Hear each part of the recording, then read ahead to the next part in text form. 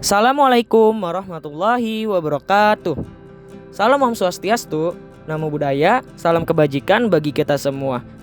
Halo teman-teman, kami dari kelompok 15 ingin menjelaskan tentang MPS, Master Production Schedule. Nah, kelompok 15 sendiri itu beranggotakan 5 orang. Yang pertama itu ada saya sendiri, yakni Akmal Tarmizi dengan NPM 20134.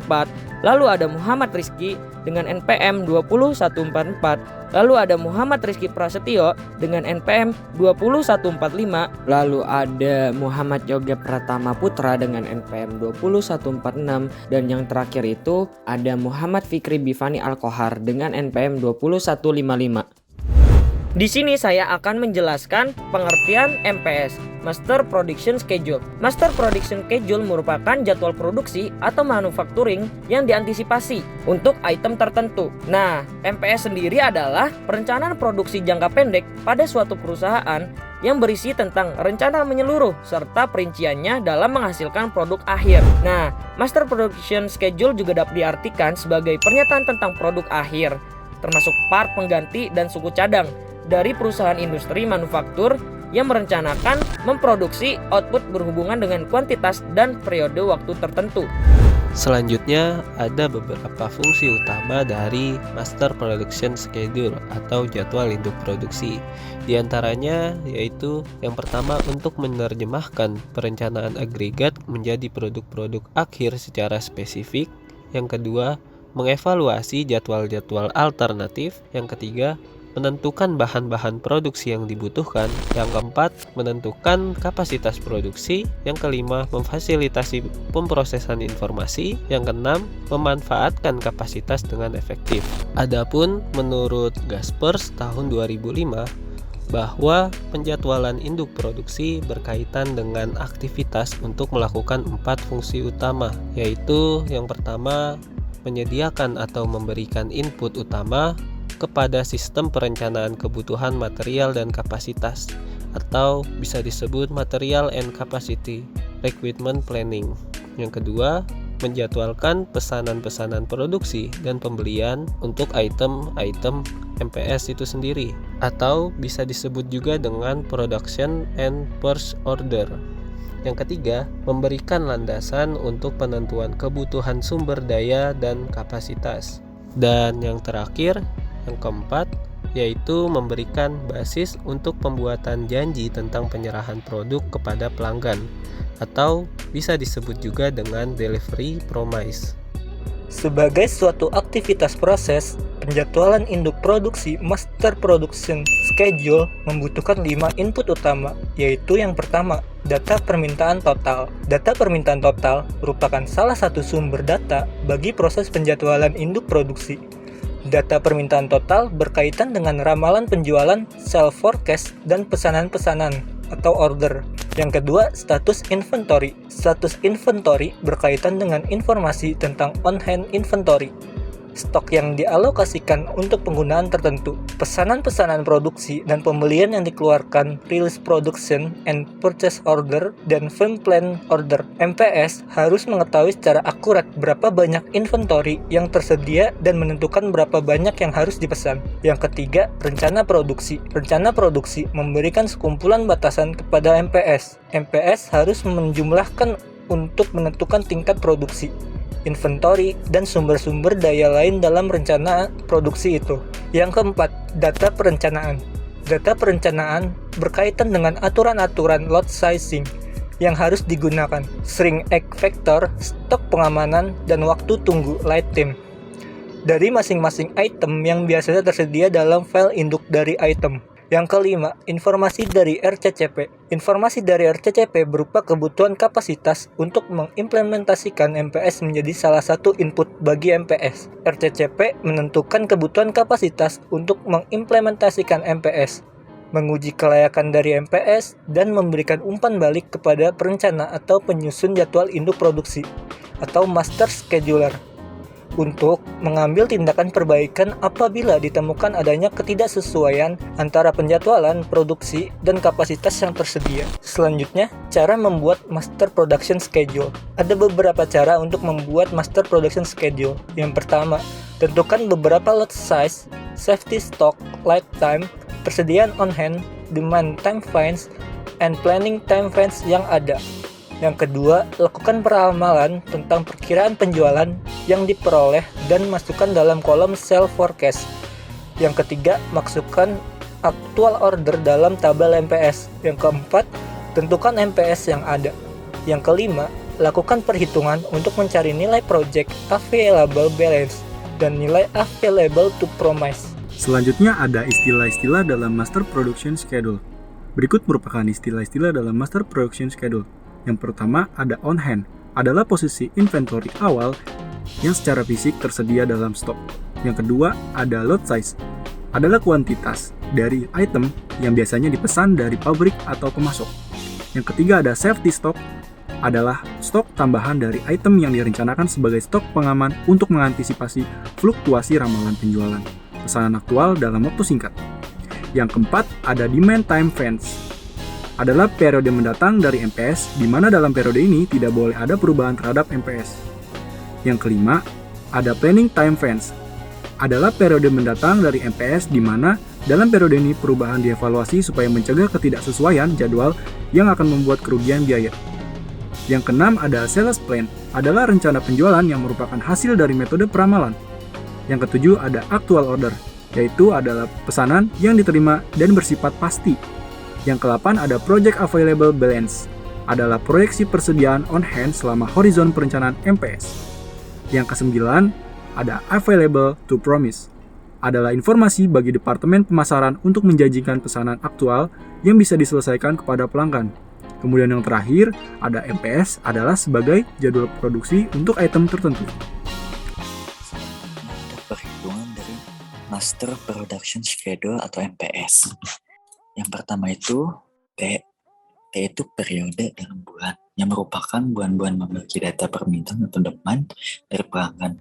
Dan praktikum ini hanya dibatasi sampai 12 bulan dalam perancangan MPS. Yang kedua itu ada D, atau demand per unit, merupakan data permintaan demand, yang dimana dalam praktikum ini berasal dari hasil peramalan atau forecasting yang metode memiliki nilai MSI terkecil di sumber forecasting yang sudah diperhatikan oleh sebelumnya. Selanjutnya ketiga itu ada cum demand atau cumulative demand per unit, yang merupakan jumlah dari demand periode saat ini dengan periode sebelumnya. Rumusnya itu ada cum demand sama dengan DN dikurang DN ditambah DN kurang 1. Selanjutnya itu ada RTD. RTD itu regular time day atau hari, yang merupakan banyaknya hari yang digunakan dalam satu bulan untuk bekerja. Dan praktikum ini banyaknya RTD per periode diperoleh dari data entry yang diberikan.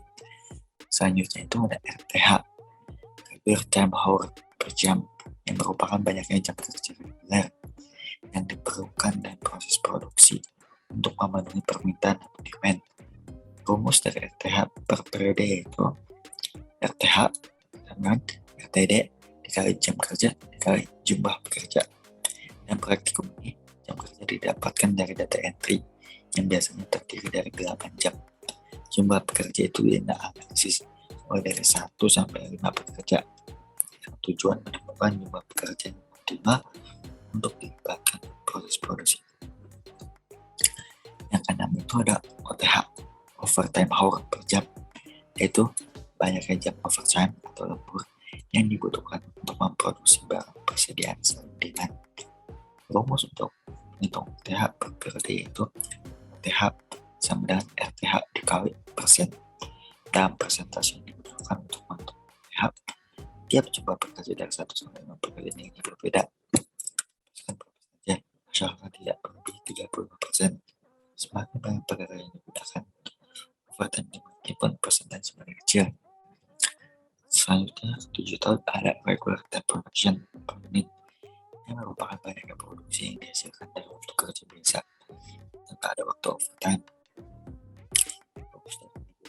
production per periode yaitu RTH dikali 60 menit per waktu siklus. Waktu siklus ada waktu yang dibutuhkan untuk menentukan waktu siklus dapat dari data entry yang ada dalam perhatikan ini. Selanjutnya, yang ke-8 itu ada OTP atau overtime production, yang merupakan banyaknya produksi yang dihasilkan dari bekerja overtime untuk memproduksi persediaan. Rumus dari OTP per periode yaitu OTP sama dengan OTH dikali siklus. Selanjutnya yang ke-9 itu ada subconstraint demand. Subconstraint atau subconstraint adalah sebuah value saat itu yang menawarkan pekerjaan berupa pembelian barang atau jasa dari main contraction atau kontraktor utama yang memenuhi atau pekerjaan seluruh atau sebagian proyek yang diberikan dari kontraktor utama. Jadi pada praktik ini dilakukan simulasi di mana subkontrak digunakan dengan tujuan menyediakan beberapa part yang digunakan untuk produksi Tamiya. Rumus dari subconstraint per periode yaitu subcons burung persen damage dengan DN dikali persentase. Banyaknya persen digunakan disesuaikan dengan keinginan masing-masing kelompok selagi tidak melebihi 40%. Selanjutnya itu ada MPS, Master Production Schedule, yang merupakan banyaknya produk yang harus diproduksi untuk memenuhi permintaan dan juga persediaan suatu perusahaan. Rumus dari MPS yaitu RTP, OTP, tambah subcon. Hasil akhir dari kebutuhan MPS periode disebut dengan kapasitas produksi. Selanjutnya ada Cumulative Master Production, yang merupakan jumlah dari MPS periode saat ini dengan periode sebelumnya. Rumus Cumulative MPS per periode yaitu Cum MPS sama dengan MPS ditambah MPS N dikurang 1. Selanjutnya ada inventory, merupakan stok barang jadi atau setengah jadi yang dijadikan persediaan perusahaan dengan tujuan jual di kemudian hari. Terus dari inventory yaitu inventory dan cumulative MPS atau cumulative demand.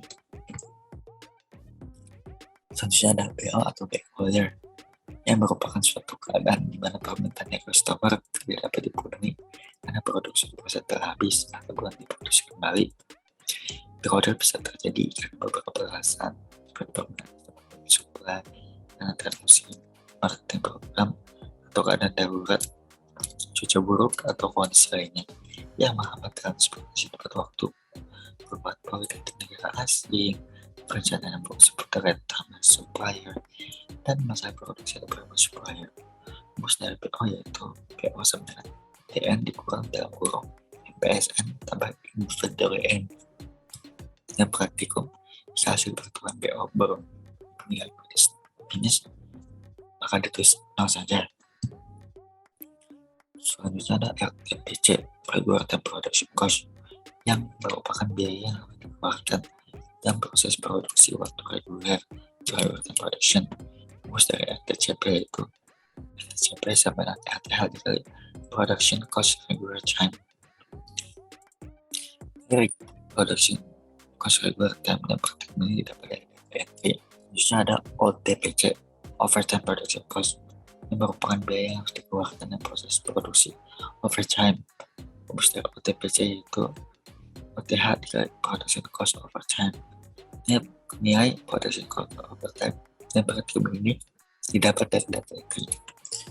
Selanjutnya ada Inventory Cost, yang merupakan biaya yang harus dikeluarkan dalam proses penyimpanan persediaan. Rumus dari Inventory Cost yaitu Inventory Cost sama dengan Inventory dikali Inventory Cost. Selanjutnya ada BO Cost, yang merupakan biaya yang harus dikeluarkan dalam proses backorder. Rumus dari BOC yaitu BOC sama dengan BO dikali backorder cost. Dari backorder dan praktik ini dapat dari data entry. Selanjutnya ada subconstant cost, merupakan biaya yang harus dikeluarkan dalam penggunaan jasa subcontract. Rumus dari subcontract cost per periode yaitu subcon cost sama dengan subcon kali subcon cost. Subcon cost dapat dari data entry. Maksudnya ada total cost, yang merupakan total biaya yang dikeluarkan dari setiap periode dari unsur produksi dan penyediaan yang ada. Rumus dari total cost di sini yaitu total cost sama dengan RTPC tambah OTPC tambah input cost tambah BOC tambah subcontract cost.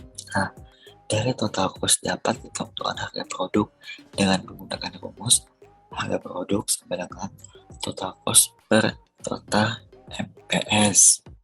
Baik, mungkin itu saja penjelasan dari pengolahan data untuk MPS. Sekian penjelasan mengenai MPS dari kelompok 15. Terima kasih sudah menyaksikan. Wabillahi taufiq wal hidayah. Wassalamualaikum warahmatullahi wabarakatuh.